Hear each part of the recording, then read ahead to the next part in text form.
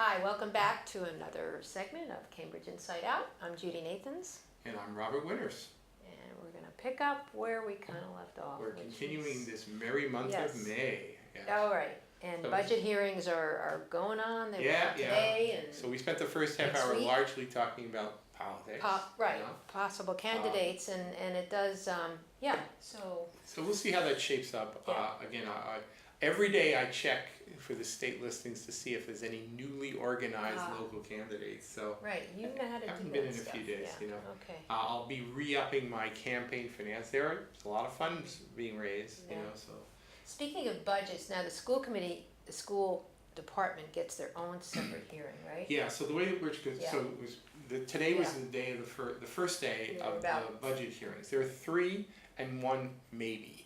Okay, and right? Today there's like 25 agencies or departments or whatever. So the first one is, and by the way, this is I had a little bit of a gripe with the city because normally there's this schedule of which departments and which budgets are up for discussion. Oh, I got rid of you, I'm sorry. For particular, we're still here. No, but I wanted to go, you have a listing of them on your website. Right. So, and the thing is, I was scouring all over the city website. I could not find the schedule. I agree. I have the schedule it's a city budget on today, right. May 2nd, and there's another one next week. It's Wednesday, I think. Wednesday, May 10th, right.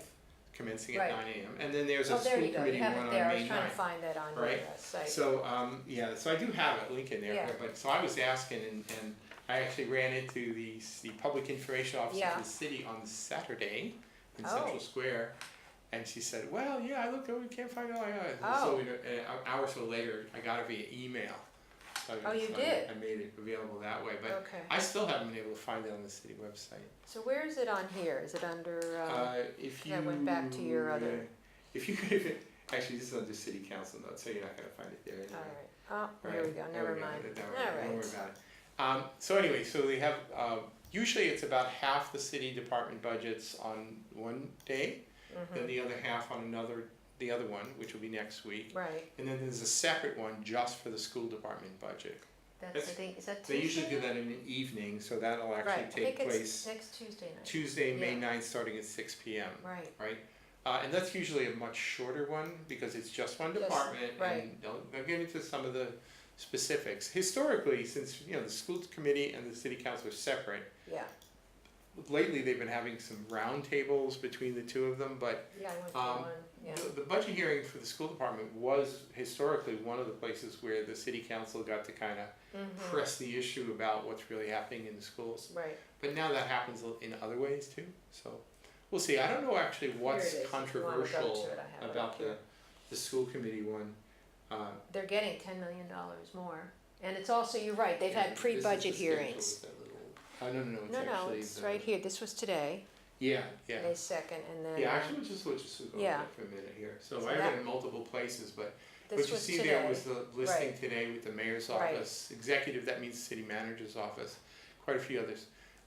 Relatively few budgets were pulled. Yeah, no, that's interesting. I did not know that that's what happens. Yeah. So in other words, if the council is okay with it, it's like policy orders. There were 32 budgets on the schedule today, and the councilors pulled 13 of them for discussion. 13, so that's less than half. And then basically what they do is they then, and I was there when it happened. I actually stopped by for the early in the morning. Okay. Yeah, honestly, to be perfectly honest, you hang around, you involve yourself in city affairs, you get to know a lot of the department heads and the people who work for the departments. So a lot of these people are my friends. So if I go over there for the budget hearings, it's largely so I can just have a chat with people. So you were there in the beginning. So what was pulled in the beginning that I didn't hear? Because I was. They had pulled several ones that are related to the city manager's office. Oh, okay. They what used to be called the affirmative action budget, which was within the city manager's universe. They've now split that up into several other little subcategories. One is called Domestic and Gender-Based Violence Prevention Initiative. There's which actually is because that's a separate matter. Equity and inclusion, I think, is pretty much the new name for what was usually called affirmative action. That's probably a good change, I think. Affirmative action is so meaningless. What does that mean, actually? So equity inclusion seems a little more to the point. Tourism, right? Cambridge is a tourist destination. The law department often gets pulled for various reasons. Treasury revenue, information technology. I think one person did ask about the website. I think there could have been a little more criticism, honestly, about that, but we'll see. The election commission was a big piece of this, and we should talk some about that. We should, that's the Because one I there was actually heard. A lot of sparks flying on that one. Public celebrations, which is better known as primarily that's the work of the Arts All Council. I kept hearing was, why can't we have more stuff in Central Square? Well, it's a very congested area, number one, but we can touch on some of those as well. Fire department, police department, traffic and parking, inspectional services, and license commission. So some of them were interesting. Some of them were a little bit like watching paint dry, but some of them were sort of interesting. They even pulled the ones for the, so far we know, are going to get pulled next. Not all the departments in next week's. Oh, that's right.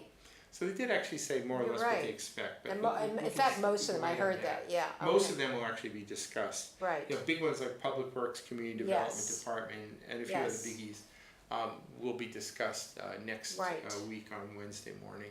Okay. So it'll be interesting.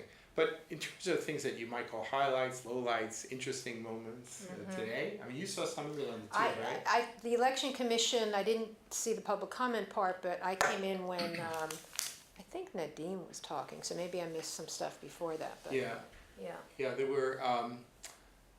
And let me give a little background. All right, so the election commission goes in there, and honestly, what they do is what they do, right?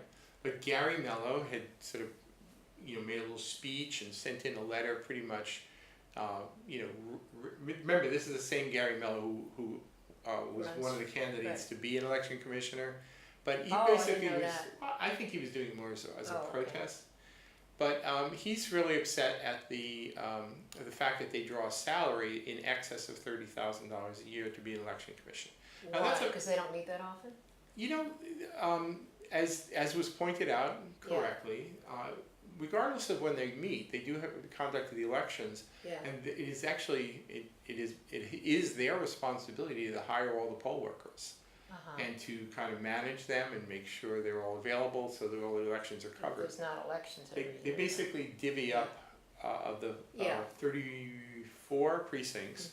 They divvy them up amongst the four election commissioners, and then each of those four are then responsible for staffing. So they have to recruit, hire, train, maintain. So it's election based. Yeah, it's all very much. So when there's not an election going on, what are they doing? Well, they do have meetings more or less every week. Largely it's just doing routine stuff. So does it justify a salary in excess of $30,000? That's for somebody else to decide. That's not for me. I thought it was kind of a little bit of a low blow to be arguing salary at a budget hearing, when in fact the charter basically says if you don't like what somebody's being paid, you yell at the manager. You don't yell at the people within the individual department. So for Councilor Madsen to be actually going directly at there were two election commissioners pretty much calling into question, the validity of what they do. I thought was kind of... No, it wasn't Madsen that did that, was it? Yes, it was. Because he later said, my no vote is not based on the people involved. So you basically, you rip and rip and rip at people to shreds. I guess I missed that part. And then you say, I didn't say anything, not me. I think it's wonderful what you do. So he, No, it was pretty nasty. And so in the end, he chose not to vote for that budget. He also chose... Which he said he didn't do 2 years ago. He also didn't vote for the police department budget 2 years ago. He didn't vote for it this time either. So, or every year, it's not 2 years. Yeah, but I kind of felt myself like if I had been there, I would have been sort of jumping in to defend the election commission. And it's not just the commissioners; it's the whole office. Honestly, they're working a lot, and they are the registers of voters. They're responsible for a lot of things, and they're a pretty good customer service oriented department, I think. So now I think maybe at the root of it. Just speaking freely here, there were some city council orders issued over the last several years, several terms really, calling for things like voter rewards as a means of inducing people to come and vote, right? Plus non-citizen. There was initiatives in wanting to have non-citizen voting. Students or young people. I mean, there were 3 kinds of different things, right? Right. There's also a call for what you call a voter guide that was going to actually put the word out about the candidates. I think the election commission was a little iffy on. They could do one about just how to vote in PR elections, They Yeah. always put out a brochure, and they could do a better job. I think they'll. You've talked they'll- about doing a show. And the people in the election commission, they'll be the first to admit we need Yeah. to do a better job of Right. this. And I actually was talking to one of the staff people today at City Hall, and about certain videos that have been produced in places there like have been. Minneapolis. All right, so we do not have a video here? We have had videos. I We don't need think. another one. I think we need a good one. We need one that can go out on all social media. and Absolutely everything, right. yeah. And other places who are just now experimenting with ranked choice voting, like in Maine, actually Minneapolis, they've been doing it for a while now, but they're Right. still promoting it out in places in California.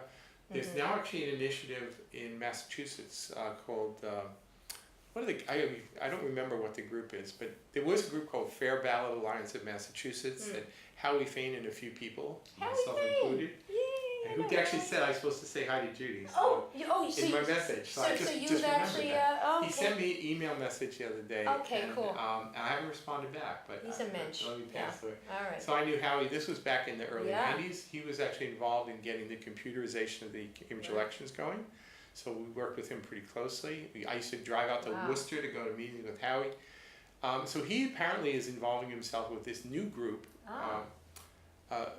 who is promoting the idea of adopting or promoting ranked choice voting in Massachusetts. Oh.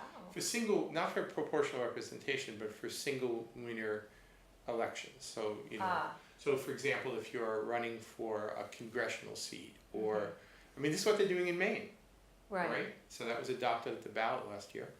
But Explain what you mean. so the thing is, if you rather than have primaries, Right, I mean, it's which are different a ways to waste of implement time. this. They were a waste of time, but so you could have a primary, but you could winnow the field down using ranked choice ballots. But more likely, I think what would happen is Yeah. they would just eliminate primaries And if then you have just run at 4 one candidates time, who want to be mayor of Portland, Maine, Okay. or something, regardless of their or affiliation. win a congressional seat, right? Regardless of affiliation. So just four names, Then okay. what you would do is you would, as long as you meet whatever requirement to Yeah. get on the ballot, Yeah, number of signatures or whatever Yeah. it takes, then you run. yeah, Voters could rank you, right. and then they would do a runoff to see who wins the election based on transferable votes to elect one person, right? So the voters in Maine approved it, and now it's a matter of how you implement it. There are questions like what's the voting equipment capacity? There are some machines that will limit the number of choices to 3, Ah, right? so Our- that's an issue then. When we were deciding, because I Yeah. was on this technical working committee for computerization of the Cambridge elections, Wow, a big criteria for us was we needed to have scanners that could, that could accommodate actually all those accommodate things. many Wow. rankings. State law, we would have legally been allowed, and we still legally, just by a simple vote of the election commission, to limit the number of rankings to no fewer than 15. huh, But, back in '95, the most recent election had 29 candidates. Wow. And I think in '95, I forget how many we had, but fortunately we only had about 16, 17 candidates in the first one we did with the computers. But a big criteria is you need to have the scanners that can read that many rankings huh, and produce Oh a my ballot gosh. record. And we had 33, I hate to get technical here, but yeah, the AccuVote scanners had 33 read heads. We are going to continue to use the current equipment for Cambridge for the rest of this year, uh-huh, but they're out to bid right now. Oh, really? Getting proposals from companies for voting equipment that will then evaluate over Just this for the next few weeks. municipal Actually, election. start looking. No, the thing or is, could be used if this whatever takes off voting for the equipment, state. whatever voting equipment I you see. get, you use for both elections. I see, We use the same Right. scanners. okay, No ranked choice voting for like state I get it, primaries, general okay. election, presidential elections, as we use for the state. It's just Yeah. that, for the municipal election. But the municipal election, the output is a data file that we then tabulate from using something called Choice Plus Pro, which at one of these days we'll demonstrate on this program. Ah, Because good. I can do it. I have it on my Glad computer. you can do it. I just have to learn how to plug in the right things here. to Oh, do it. right, yeah. We'll probably pre-record that program Yes. because you know how it works, right? Yeah. We're guaranteed to screw something up. But so the thing is the new equipment we'll Yeah. get, but in time for next year, not this year. This Okay. municipal election, we're sticking with the old, right? Okay, So no change. interesting, But then in future elections, we would want to have the capacity to not only do the similar number of rankings, though personally there would be nothing lost if you limit it to 15. If you start limiting it to too few, then it could change the elections. But Right. honestly, once you get over about 10 rankings, people are just voting randomly, let's face it. All right, so Right. what do they do in Europe? Because the French election, they had like 20 candidates of all different parties, and it came Yeah. down to who were the highest two, which is Le Pen and Macron. or Right, something. so do they do that kind of thing then?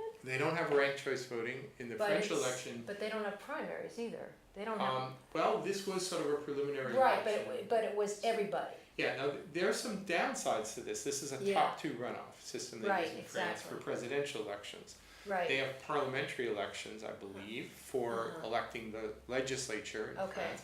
And most democracies in the world use, I gotta say it, most democracies in the world use some form of proportional representation. And they have much shorter elections. Right. There's nothing exceptional about Yeah. Cambridge, except that we use what Yeah. we call single transferable vote version of it. Oh. Most democracies are such that a political party makes a list of candidates. Uh-huh.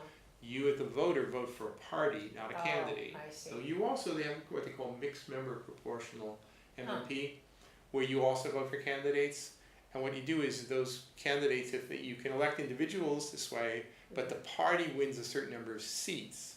Right. And then after you've put in the number of candidates who Yeah. were elected as I individuals, see. they fill it out off the party It's like list. Israel too, I think. Yeah. A lot of countries. Well, most Yeah, democracies most use proportional Interesting. representation. Hello. This- All the, right. the United States is an incredibly exceptional place in It that we is. use these single member districts where, I mean, It's so money based too, and it's ridiculous. well, actually, I was reading Yeah.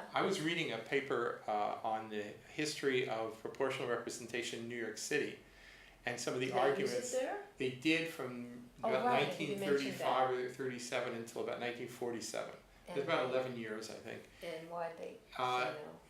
Eventually, it was anti-communist rhetoric that kind of Right. That turned makes the sense. tide. Sure. We can't spend all that money. Capitalism. No, it wasn't that. It was Oh. actually some of the No, arguments. but I mean that we want to spend all that money. I guess is what I'm saying. No, what really happened was there was a communist. There were two communist candidates who had been elected. And had Now one was. Now let's be clear about this. yeah. So there was like I think it was 26 or it was a large number of people on the board of Aldermen, which became the city council in New York. And of those, and remember this is the 1930s, there was a Right. rise of labor unions, there's a lot of Wow. ethnic shifts happening. Yeah. So there were two Or- people who were yeah. affiliated with communist organizations who were elected. One happened to be ethnic Italian, and large part of his voter base was based on the fact he was Italian, not because he was Right. communist. Yeah. Another person was Adam Clayton Powell Jr., who I didn't know this Wow. until 2 days ago that that's the Jeez. person. I didn't He know was that. elected on a communist Oh, slate, wow. but he was a black man. And A the thing black is, and an ethnic. right, and really the thing bad. is, so his political base Yeah. was largely geographical and ethnically based, plus the affiliation as a communist. So, this was interesting new stuff to me. Yeah. But remember, so it survived World War II. Right. And during, anti-communist rhetoric actually went down during World War II because we were allied with Russia, right?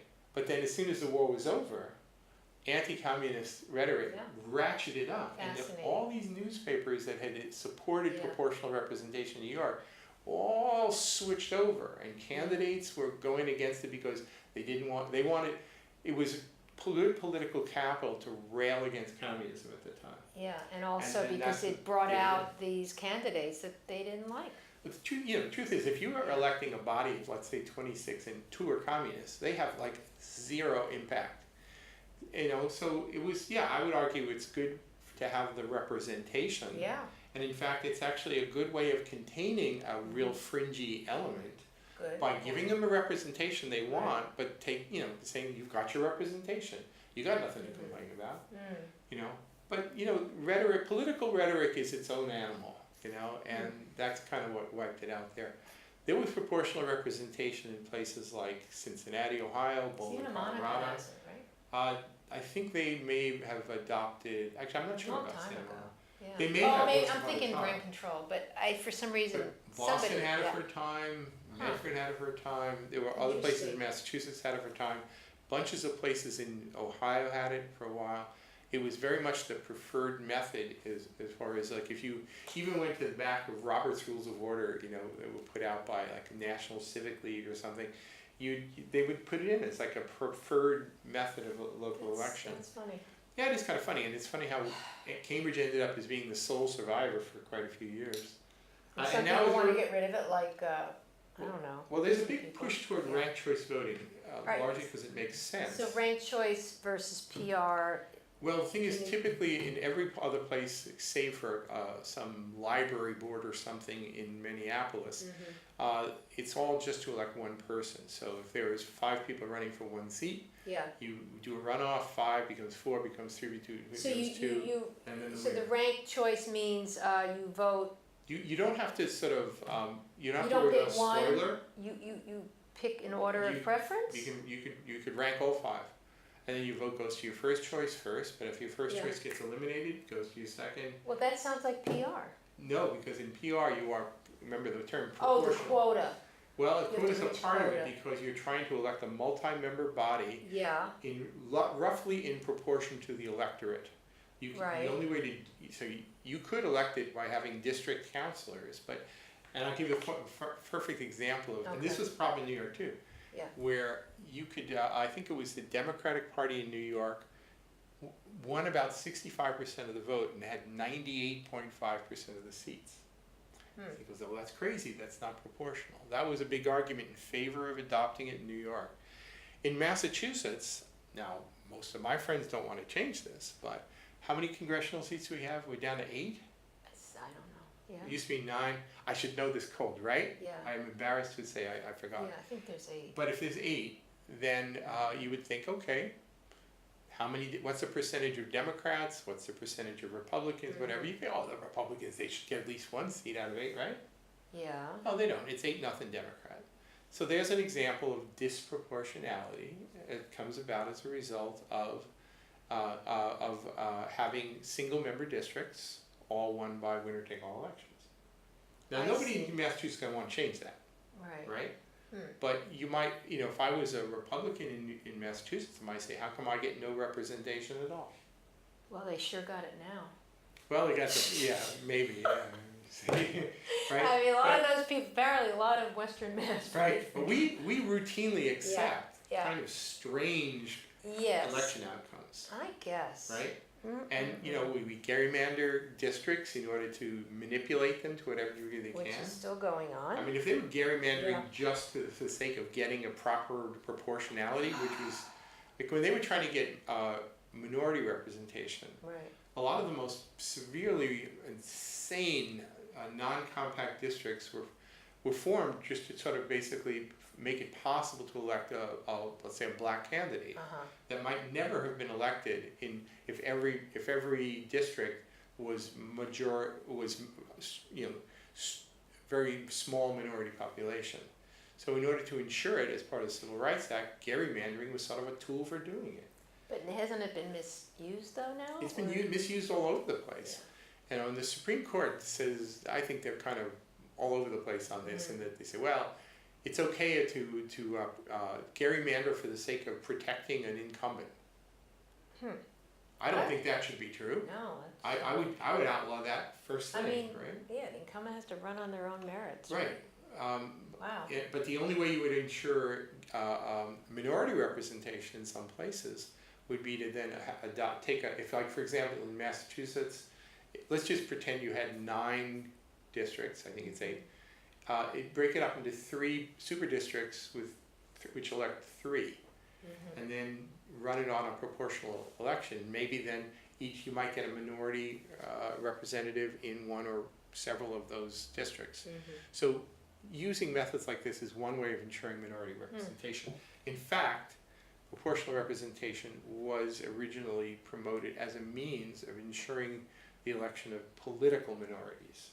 Nobody thought about ethnic minorities back then. It was basically in Britain, and it was making sure the various there's so many more parties in in these other countries besides us. Yeah. They have Green Party, they have this, that. But we're totally okay in the United States in having just ridiculous. 2 parties and the hell with everybody 1.5 else. to 2 year election cycles. It's insane, and the money. Oh my God.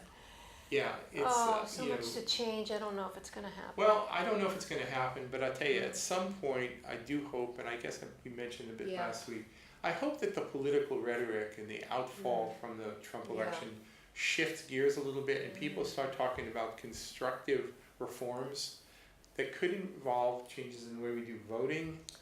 There is this group in Massachusetts now who's promoting ranked choice voting in Yeah. Massachusetts. I've chosen not to involve myself with them because I don't get along with some of the people, but good. I'm glad they're doing what they're doing, Yeah, right? You know, and they keep knocking on me because they know I have all the data, right? right, yeah, oh well. But yeah, I'll give them. Contribute what you can, Yeah, but not, you know. yeah. You know, honestly, at some point in this life, you have to pick and choose your battle, your battles. And I honestly got too many irons in the fire now anyway, so I'm going to leave a lot of these battles to others. You know, just you know, little self-preservation. We don't have much time left. Should we talk about anything coming up that people should know about?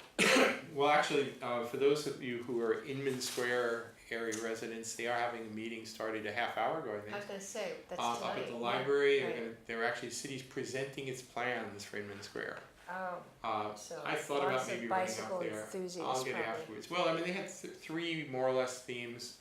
We'll see. You know, honestly, if I was a counselor speaking at a hearing, I might have given a little brief to the traffic, parking, and transportation department. Yeah, Because I about, think a lot of the decisions these days are not based on looking around the city for what needs to be fixed, but rather taking a political mandate to install a certain kind of infrastructure and then finding a place to put it. This is not how you should be designing transportation networks in this city.